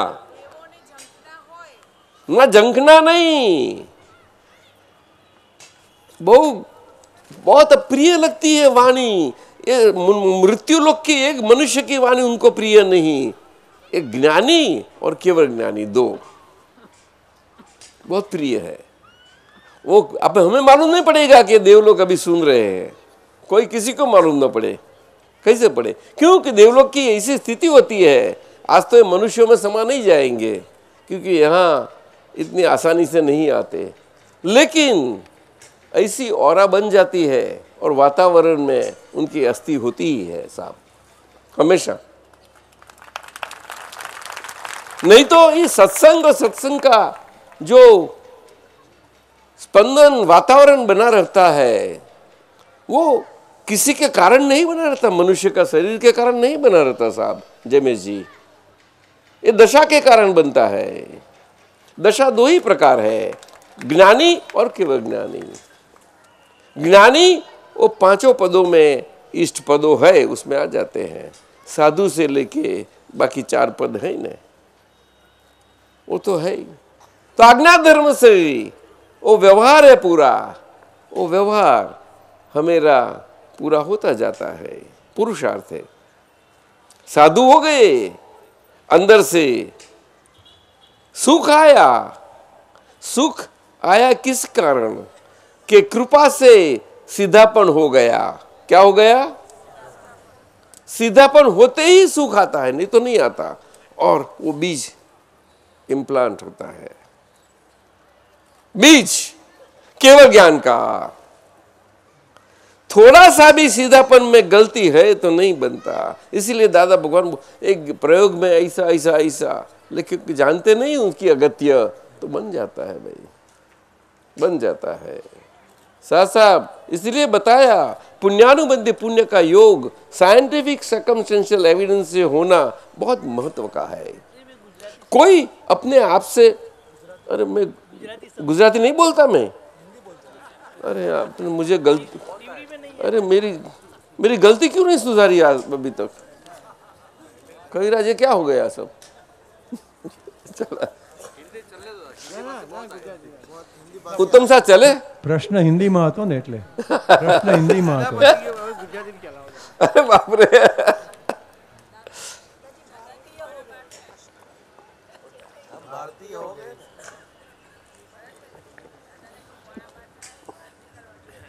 कविराज दादा की बात आवे, तीर्थंकर भगवंती की बात आवे तो बंद रहती नहीं, रैकड़ निकलती जाती है। क्या करे, उसके इतने आयाम है, उसके परिमाण बहुत है। कहीं कहीं व्यवहार तो कितनी प्रकार के हैं, तो परिणाम भी इतना ही है। હજી પ્રશ્નો બાકી છે ને હજી. दूसरो एक प्रश्न है, અત્યારે શું પૂછવું છે બોલ. દાદાજી, જ્ઞાની અને કેવળ જ્ઞાની એ વચ્ચેનો શું ભેદ છે? ભેદ નથી, ફક્ત જ્ઞાની ને કેવળ જ્ઞાનીની વચ્ચે એક કેવળ શબ્દ વધારે પેસી ગયો કે જેથી જ્ઞાન કેવળ થવા માટે જે કેવળ નહોતું થતું એટલો ભાગ હતો ને એને ત્યાં ખસી ગયો અને એની જગ્યાએ કેવળ આવી ગયો. દાદાજી, જ્ઞાની ને કેવળ જ્ઞાની અને કેવળ જ્ઞાની વચ્ચે કેવળનો ડિફરન્સ એટલે દાદા ભગવાન કેવળ જ્ઞાની, પરંતુ એમ પટેલ એ જ્ઞાની. નહીં સમજી? હવે દાદા ભગવાન એટલે કે આપણું સ્વરૂપ, મારું સ્વરૂપ મુજને સમજાયું કે નહીં? જે તમારું સ્વરૂપ છે જ મારું સ્વરૂપ છે, દ્રવ્ય ગુણના અવસ્થાથી. તો એ દાદા ભગવાનજી અનંત જ્ઞાન, અનંત દર્શન, અનંત સુખ અને અનંત શક્તિમય સ્થિતિ છે. એમાં એ નિશ્ચયથી, રિયલથી, અને અનંદાન, અનંત દર્શન, અનંત તપ, કેવું ફર્સ્ટ ક્લાસ તપ, સમજાયું? અને એને કારણે એમનું સુખ પર્યાય ખુલ્લો થયો છે. અનંત એ ચાખ્યું, સિદ્ધ ભગવંતોનું સુખ ચાખ્યું આ કારણે. એ તપશ્ચરણ એમનું અદ્ભુત હતું. એ તપશ્ચરણ આપણે અહીંયા આગળ જન્મથી તે 15-16 વર્ષ સુધીની આ સિનેમાની ફિલ્મ બનાવી છે, એમાં કોઈ સમજી શકે નહીં કે એમાં પણ બાળપણમાં એમને શું સમજણ કે તપ શું છે હતું સાહેબ. આ ફિલ્મમાં એ જ આ બધું રહસ્ય જાણશે. પણ જેને સમજવાનું પુણ્ય હશે સમજી જશે એમાં. પણ એ કહે છે આ તો વિશ્વની ફિલ્મ બનવાની છે, બહુ સુંદર બનવાની છે, અને આગળ જાઓ તો લગ્નથી ચાલુ થાય છે. તો એમનું જુઓ, તે વિચારધારા ક્યાંથી આવી? એ મનના સ્તર ઉપરની છે. કેટલી આપણે વાત કરીએ, બહુ થાકી જાય છે મારું મન, બોલીએ છે આવું, એવું થઈ જાય છે. શું કામ થાય? કેમ મારે આવું જુઓ? चलो बीजो प्रश्न लीजिए. भगवान श्री महावीर स्वामी जी को केवल ज्ञान होने के बाद गौशाला का तेजोलस्या द्वारा उपसर्ग हुआ, तो उनका प्रश्न ये है तो केवल ज्ञान, तीर्थंकर भगवान को केवल ज्ञान के बाद उपसर्ग कभी नहीं होता, ये भी सिद्धांत है, कभी भी नहीं. ये आश्चर्य दूसरा बना, ये दूसरा आश्चर्य. तो ये आश्चर्यकार से भरपूर ये आश्चर्य तीर्थंकर पर्याय में ऐसे बनना ये बहुत बड़ी बात. इसलिए आश्चर्यकार. आप सूरज जी आप समझे कहाँ है? नहीं, आप जैन नहीं है. सूरज जैन? अच्छा, आप समझ गए. आश्चर्य से भरपूर है, और कुछ नहीं है उसमें. तीर्थंकर तो उसमें कोई बाधा कहीं ऐसी नहीं, कुछ नहीं तो परिस्थिति बनती. समझ गए नहीं? हाँ, वो तो होता है. लेकिन वो उपसर्ग जो भगवान ने उसको बुलाया नहीं है, वो साधुओं की गलती के कारण भगवान ने चेतावनी दी, फिर भी साधु चेतावनी नहीं समझ पाए. क्यों? कि उनकी भी मन वचन काया थी, और ये मन वचन काया भगवान की हाजिरी में स्लिप हो गई टंग से. ये जीभ ऐसी स्लिप बहुत हो जाती है. जीभ की स्लिप को जितना संभाले इतना सुख मिलता है. क्या बताया? बहुत जरूर है महात्माओं के लिए. हाँ, महात्माओं के लिए बहुत जरूर है. हम आपस में महात्मा मिले तो फिर भी संभालना जरूर है. समझो कोई एक महात्मा दूसरा महात्मा पर गर्म हुआ तो स्लिप हुई, समझना है. उसमें जिसके पास दृष्टि है, दृष्टि से समझे ये गर्म हुए, ये मेरा पुण्य का कारण है, मुझे तो लाभ हो गया है, तो ये बात अलग बनती है साहब. लेकिन ऐसा कहाँ बने? बहुत मुश्किल है. दृष्टि वाला दृष्टि वाले को पहचाने. दृष्टि है फिर भी पहचाने में गलती कहाँ होती है? मुझे शरीर दिखाई पड़ता है, शरीर का धर्म, प्रकृति, और मैं उसके पर से चले जाता हूं. नहीं होना. एक अभिप्राय, उसका एक स्पंदन न होना किसी प्रकार से. समझे? इतना तो होना ही है. अभिप्राय से मुक्ति पाने के बाद तो अभिप्राय कैसा हो सकता है कविराज? शक्य नहीं. फिर भी जब हम बोलते हैं तो डिस्चार्ज अहंकार उसकी इतनी फिर भी शक्ति है, डिस्चार्ज होते होते उसमें डिस्चार्ज सब निर्जरा कुदरतीपन से न बने, ऐसे अभिप्राय पैदा हो जाते हैं. उसको मूड अभिप्राय न बोलते. लेकिन ऐसे अभिप्राय में अगर जागृति न हो, स्लीप हो गई, तो अहंकार खड़ा हो जाता है। इतना।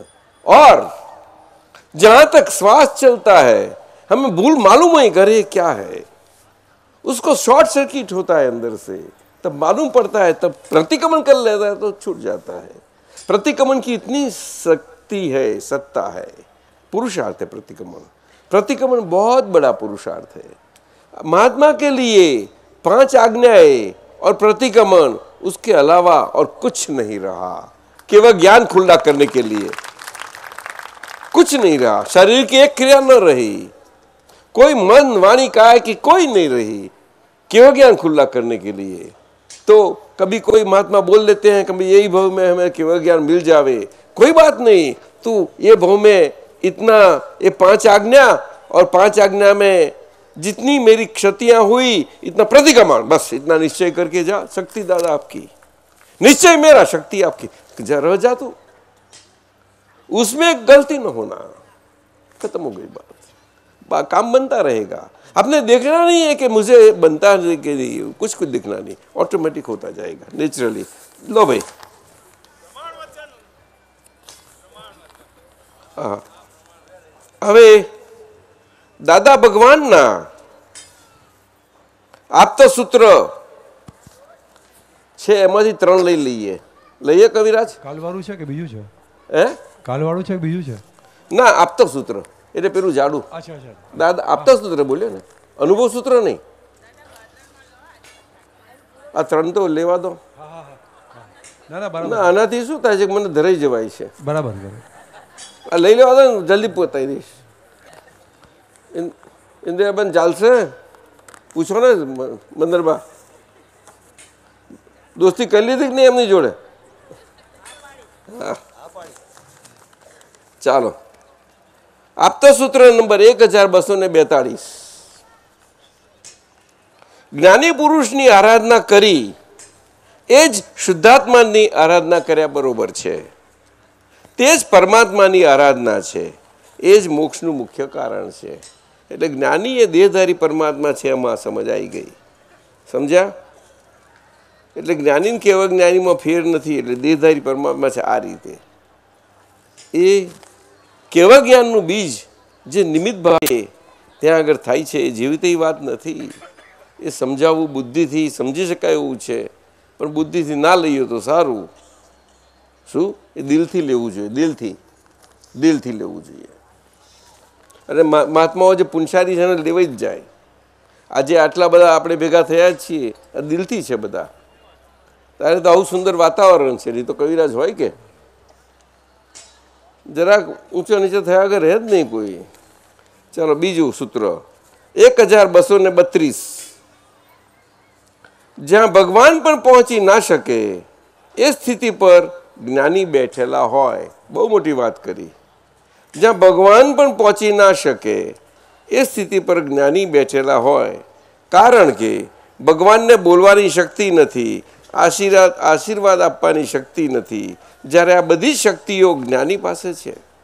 એટલે ભગવાન જ્ઞાનીને વશ થયા છે, બીજા કોઈને નહીં. આ બહુ મોટું ગંભીર સૂત્ર છે, બહુ મોટું ગંભીર સૂત્ર છે. અમથાય નથી કહેતા કે અમે ભગવાનના ઉપરી છીએ. એ બહુ મોટું એનું ગૂઢ રહસ્ય છે એની પાછળ. અમને લાગે છે આમાં વધારે જીવન કહેવાની જરૂર નથી, સીધું છે, સરળ છે. આપતા સૂત્ર 1160. અપમાન આપો છતાંય આશીર્વાદ આપે તે એકલા જ્ઞાની પુરુષ. આ જ્ઞાની પુરુષની સમજ આવી. અમારા સંત પુરુષ ભાયલીના SM પટેલે કાઢી છે તે. લો, SM પટેલ સંત પુરુષ. બસ આ પતી ગયું. મંદરબા થઈ ગયું. પણ બધા અહીંથી છોડે તો હા, નહીં તો હું નથી જાણતો. કેટલા વાગ્યા છે કેતન? એટલે ટાઈમ થયો છે, તો તમારું પૂજન કે જે બીજું આગળ કવિરાજ આપણે ચલાવીએ, અને જોડે તમારું થોડુંક વગાડાવજો પાછું. ના, પૂજન કંઈ બીજું કંઈ કરવાનું છે? આવ્યું સારું કર્યું તે. હે, કોણ કોણ આવ્યું છે? અહીંયા જે બસ સર 12:15 થયા છે, એટલે તમારે જે બીજી